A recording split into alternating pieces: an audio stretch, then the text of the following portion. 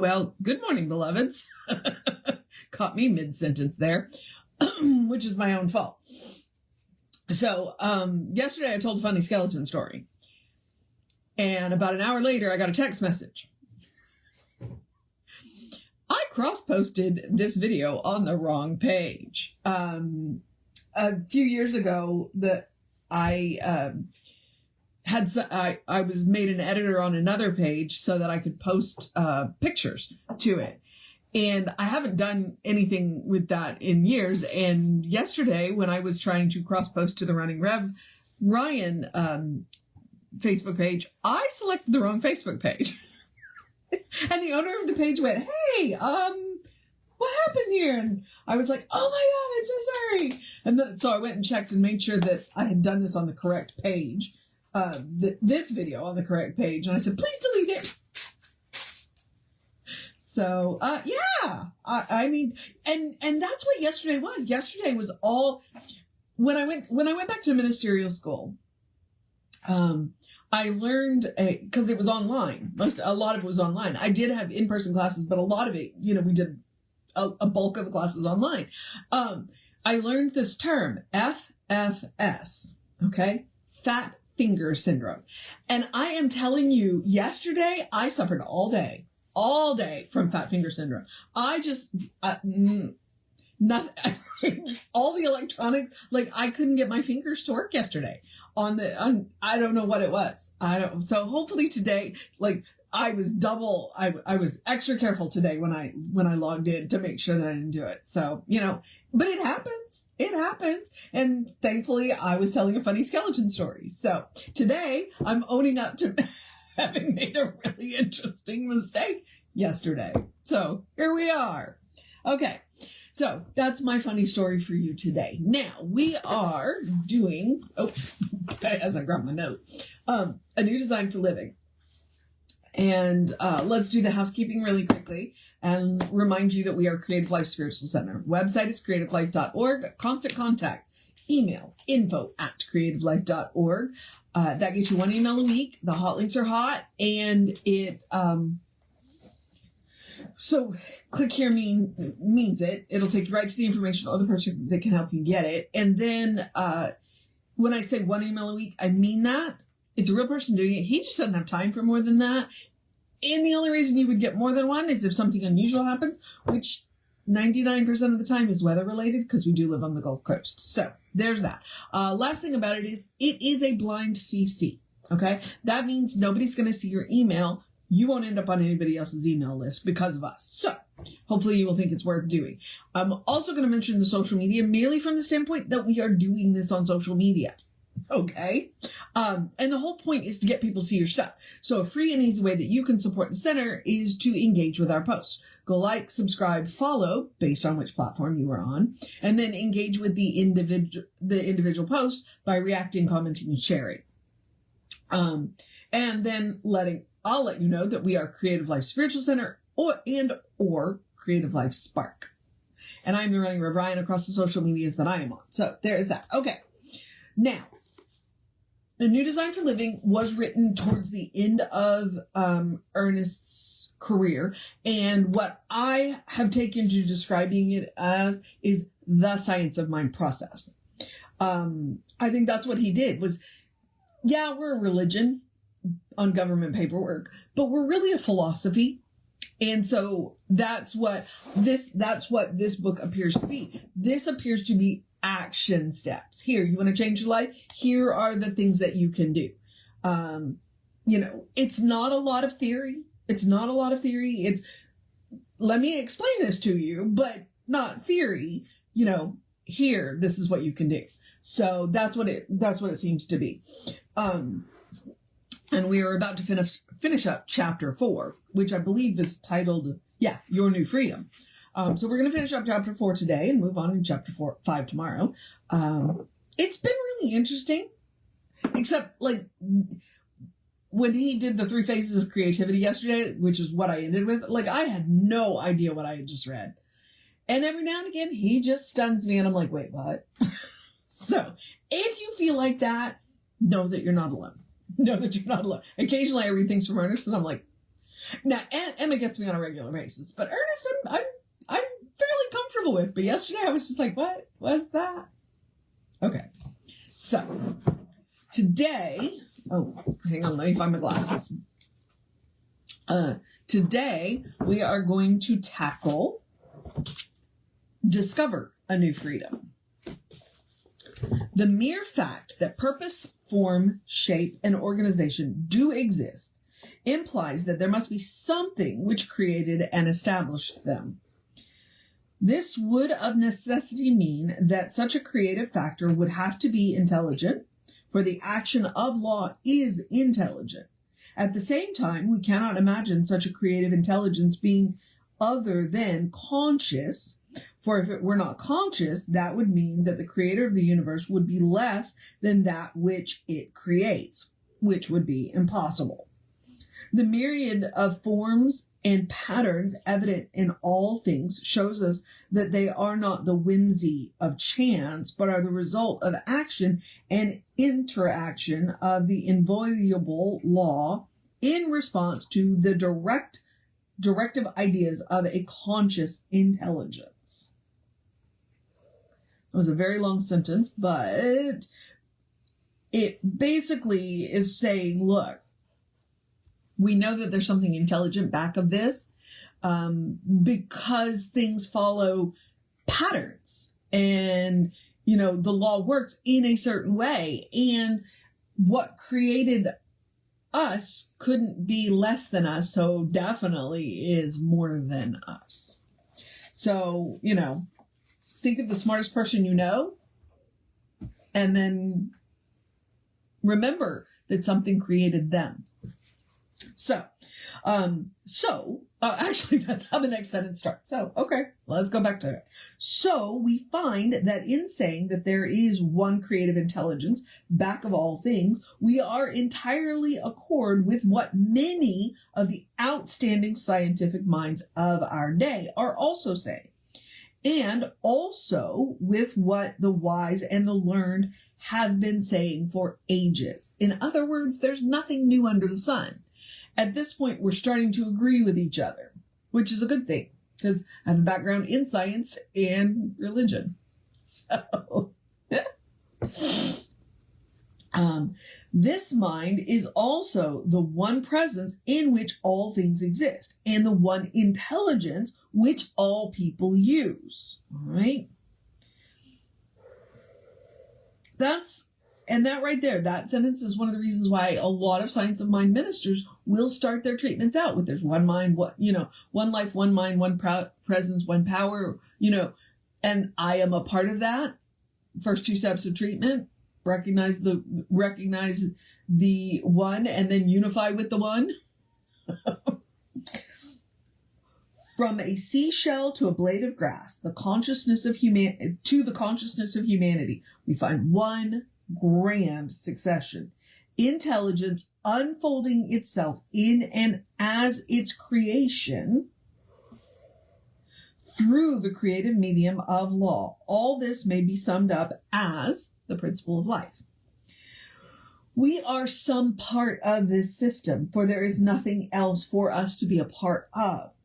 One of my favorite things that Jesse says is that the divine cannot step out. It's a whole system. It cannot step outside of itself. There is nothing outside of itself. Okay?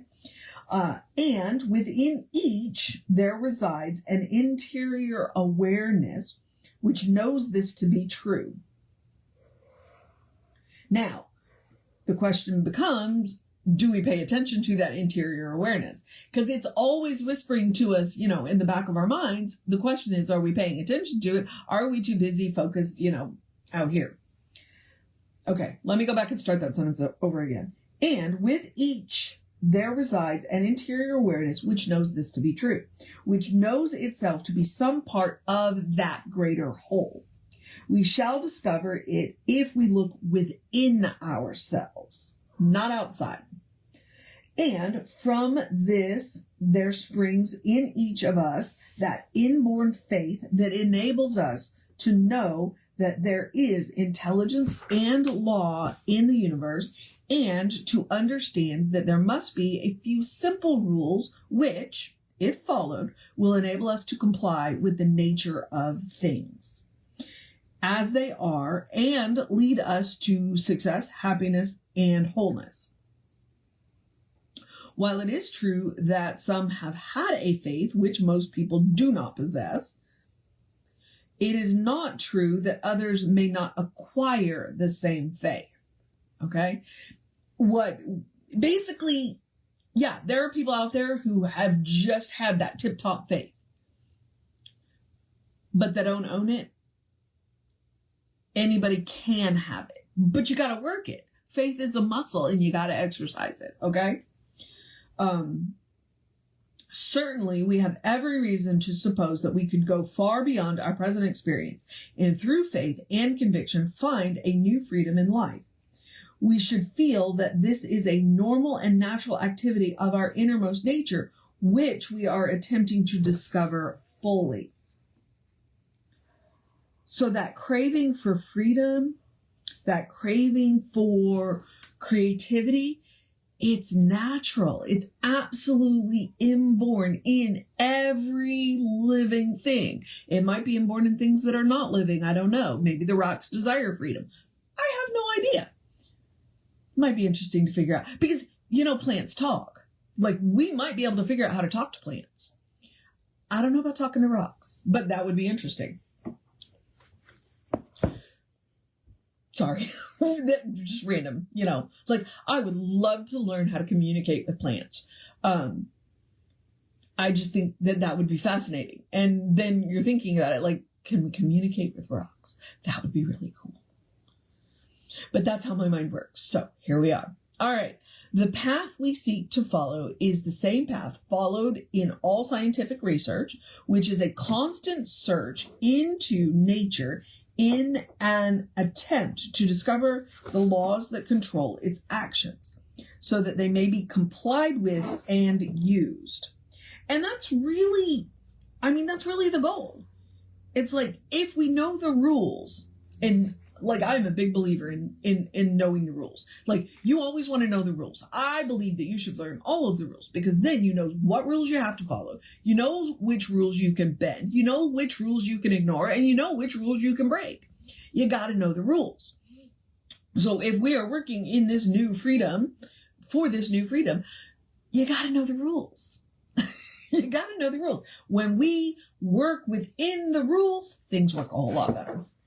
So, when we realize that our experiences are based on laws just as definite as physical laws and having the same source, we will overcome both superstition and timidity. We will have found that the deep fundamental laws of our being are laws of thought. This means that our thought acts upon something, or that something acts in accordance with the way we think. And see, that's really important. That something acts in accordance of the way we think. So that there are specific, tangible, and measurable results. Using this action of thought for our greater good means simply that we are bringing our lives into conformity with the fundamental nature of life. The divine, God, whatever word you want to use. It is done unto you as you believe. It is done unto you as you think. What is belief but thought plus emotion? It is done unto you as you think. It is done unto you as you feel. It is done unto you as you believe. So, that's why we say, if you want to change your life, change your thinking. All right? All right, we are going to wrap up with this, whatever the little poetry that he does at the end of these chapters. We are aware of ourselves as having consciousness, intelligence, and the ability to think. Our minds did not appear from nowhere, so must have some source. This source must, of necessity, be similar to its expression. We find that our minds are related to the one mind. Infinite mind has become individualized within us as our mind. Our mind partakes of the creativeness of infinite mind, and we may direct this creativity in our experience at the level of our understanding of it. Which is a really good summary of what that chapter was about. So, tomorrow we will pick up with chapter 5, which changes are necessary. Which Jesse was talking about changes on Sunday. And I'm always reminded of the phrase, everybody wants change, but nobody wants to change. Or the part of it is that you will change when the pain of remaining where you are is greater than the pain of the change. It doesn't mean change has to be painful, but change means different, and different can be scary. It doesn't have to be. It does not have to be. And that is the point of community. Because we're all going through changes all the time. And so it's always helpful to have that supportive network, those supportive people around you who understand, what's going on. They understand the search that you are on. Nobody can walk your path for you, but frequently what we can do is walk side by side and hold each other's hand. And as Ram Dass says, in the end, we're all walking each other home. So, benefit of community, especially when you're working on change. So, okay.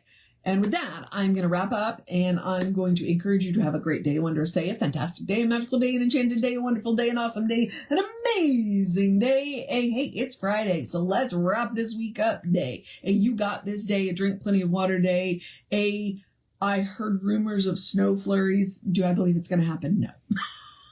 But the idea is nice, right? Snow flurries. But it also means bring in your delicate plants day, prepare what you need to prepare for the coming weather, because our weather's been doing this lately. Day, you got this day. I mean, I've already said that, but you know what? It never hurts to say it again. Day, a cuddle your fur babies day, a drink plenty of water day, take care of yourself day, an eat something really amazing day, a listen to some good music day, a read a good book day, whatever kind of day you need to have day. Or I could also say, have the day you deserve day, and you are a beloved expression of the divine day, so you deserve a divine day, right? A good day, and if that's too much pressure, because occasionally it is, simply have a day. You are enough, just as you are. You are a beloved expression of the divine. You are a brilliant light, a divine spark, spirit in motion, God in action, a beautiful masterpiece and a work in progress at the same time, at your own pace. At your own pace. Oh, which is my favorite part of that sentence. And as Reverend Jesse likes to call us, you are a godling. So, explore the truth of your being. Get to know who the divine knows you to be, because the divine knows you to be good. And from there, anything is possible. Anything at all. All right, beloveds. Reverend David should be on around 5 p.m. with you. I'll be back with you around 9-ish tomorrow. I do get to go to the park tomorrow, so maybe I'll have a park story for you. Take care of yourself. Know that you are loved, and I will see you